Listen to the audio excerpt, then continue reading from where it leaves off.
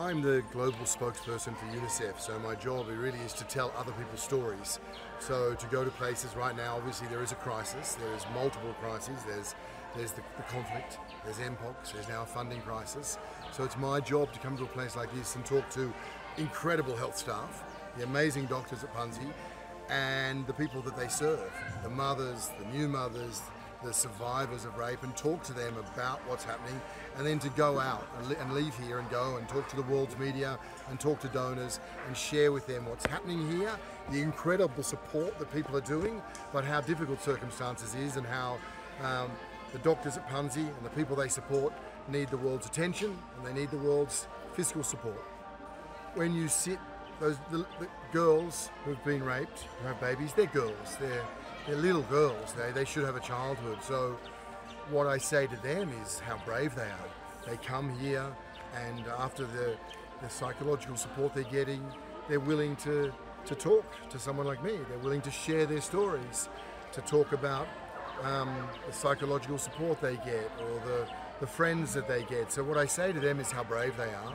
But again, I just want to hear their stories, and I want to be able to take those stories to people elsewhere, so that rather than just hearing numbers, hearing these terrible increases that we hear of rape and violence against girls, people get to meet the faces behind it, the children behind it, the psychologists behind it. It is such a clear breach of the most basic international humanitarian law. So wars and conflicts, they have wars. And sexual violence, attacks on children, taking children into armed groups.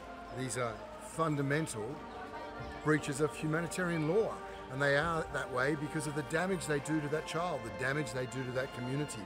So our job is to tell these stories, our job is to push for accountability, our job is behind the scenes to talk to these perpetrators and let them understand that these crimes will follow them, that you cannot do these crimes and expect to have a seat at power later. So to remind the perpetrators of accountability, and to remind the international community that they need to strive to make sure there is accountability and justice for these young people. The staff are amazing. It's one of the privileges of my job that I get to come and meet people who are working relentlessly in difficult circumstances, but I've done this job for a long time. I can see when I meet someone, I can almost see it in their eye, the passion they have for the people they serve. Despite right now, they've got families here, they know it's not safe. So my word to them is one of thanks and one of gratitude, and I try to take their stories and show people around the world these incredible frontline supporters, these people who are going above and beyond. And of course, the good doctor, look, this is one of the most incredible facilities that I've seen, and I've been to more than 100 countries and way too many wars. For him to have started this and to have supported so many thousands and thousands of people is a testimony to him as an individual, and it's a testimony to every one of the health staff he's brought on. But as he will say, this conflict has to stop, these violations against children has to stop.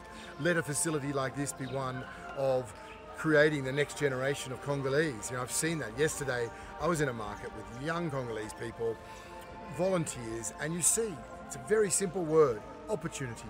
You give these young people opportunity, and the sky's the limit.